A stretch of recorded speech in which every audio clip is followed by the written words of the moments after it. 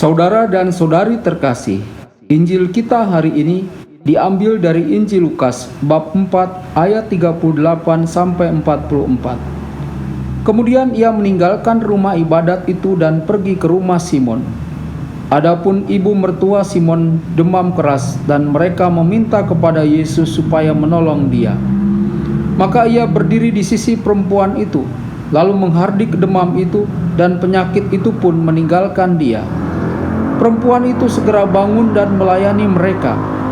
Ketika matahari terbenam, semua orang membawa kepadanya orang-orang sakitnya yang menderita bermacam-macam penyakit. Ia pun meletakkan tangannya atas mereka masing-masing dan menyembuhkan mereka. Dari banyak orang keluar juga setan-setan sambil berteriak, "Engkau adalah Anak Allah."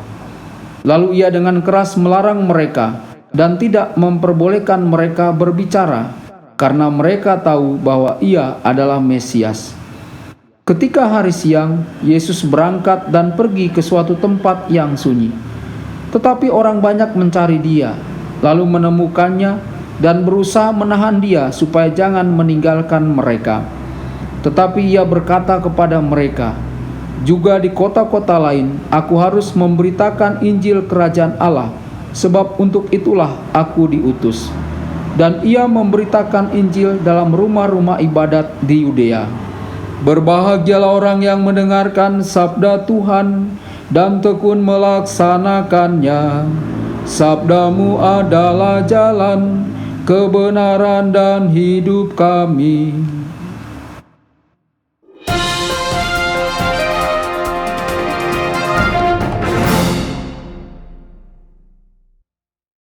Saudara dan saudari terkasih dimanapun Anda berada, jumpa lagi dengan saya Romo Tedens dalam saluran Warta Kabar Sukacita.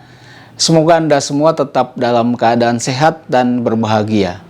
Saudara dan saudari, Injil kita hari ini diambil dari Injil Lukas bab 4 ayat 38 sampai 44. Injil hari ini mengisahkan 4 peristiwa yang berbeda.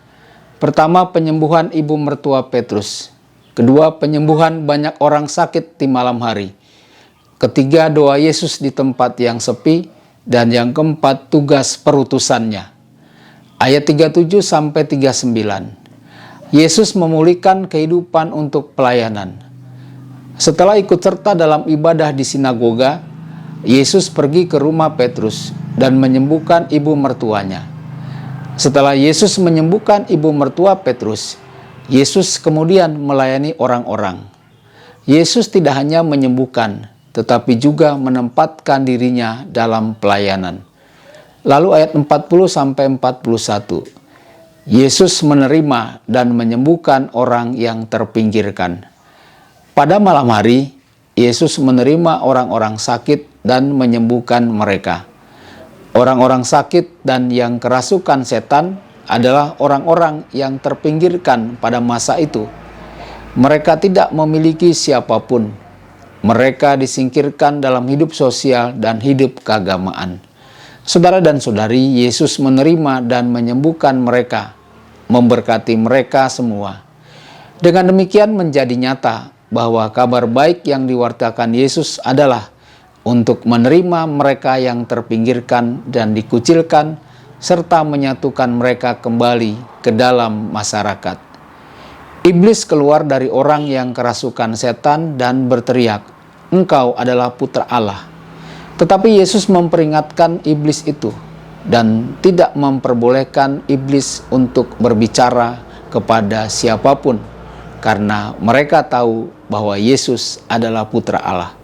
Saudara dan saudari, Yesus tidak mau propaganda Yesus sebagai putra Allah hanya karena pengusiran setan secara spektakuler. Lalu ayat 42a, Yesus tetap mau bersatu dengan Bapa melalui doa. Ketika siang hari tiba, Yesus meninggalkan rumah dan berjalan ke tempat yang sepi. Orang banyak pergi mencarinya. Mereka tidak mau meninggalkan Yesus. Di dalam ayat ini kita melihat Yesus berdoa. Yesus harus berusaha keras untuk mempunyai waktu khusus dan tempat yang khusus untuk berdoa. Yesus pergi ke tempat yang sepi untuk bisa tinggal sendirian dengan Allah. Saudara dan saudari yang terkasih, semoga dengan firman Allah pada hari ini iman kita dikuatkan. Tuhan memberkati Anda semua. Sabda Allah adalah kebenaran. Sabda Allah adalah kehidupan.